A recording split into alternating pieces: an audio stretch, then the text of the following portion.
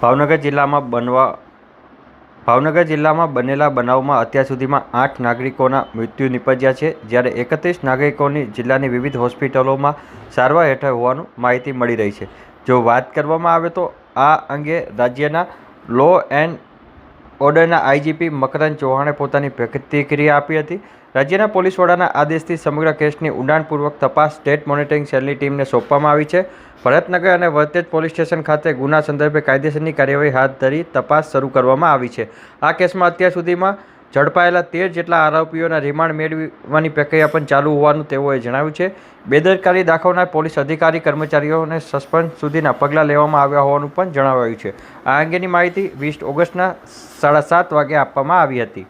ભાવનગર જિલ્લામાં જે ગંભીર બનાવ બનેલો છે એ સંદર્ભમાં અત્યાર સુધી 8 નાગરિકોના મોત થયેલા છે અને 31 નાગરિકો જિલ્લાની અલગ અલગ હોસ્પિટલોમાં સારવાર લઈ રહેલ છે. એક વ્યક્તિ હાલમાં સુરતની એક ખાનગી હોસ્પિટલમાં સારવાર લઈ રહેલ છે.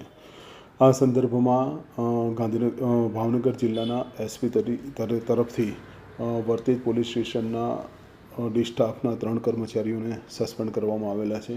સ્થાનિક જે બીટ જમાદાર છે એમને પણ સસ્પેન્ડ કરવામાં આવેલા છે અને આ ઉપરાંત નીલમબાગ પોલીસ સ્ટેશનના એક મહિલા જમાદાર કક્ષાના અધિકારીને પણ સસ્પેન્ડ કરવામાં આવેલા છે. રાંજાજી ભાવનગર તરફથી વર્તેજ પોલીસ સ્ટેશનના પીઆઈ પઢેરિયાને સસ્પેન્ડ કરવામાં આવેલા છે. આ ઉપરાંત ભાવનગર જિલ્લા એલસીબીના પીઆઈ શ્રી સરવૈયાને પણ ડીજીપી સાહેબ તરફથી સસ્પેન્ડ કરવામાં આવેલા છે. આ સંદર્ભમાં ભરતનગર પોલીસ સ્ટેશન ખાતે પણ અમોદ તપાસ શરૂ થયેલી છે અને વર્તેજ પોલીસ સ્ટેશન ખાતે પણ આ અમોદ દાખલ કરવામાં આવ્યું હતું. ડીજીપી સાહેબના આદેશ બાદ આ ગુનાની તપાસ એસએમસી દ્વારા કરવામાં આવી રહી છે અને હાલમાં કુલ 13 આરોપીઓના રિમાન્ડ મેળવવાની પ્રક્રિયા હાથ ધરવામાં આવેલી છે.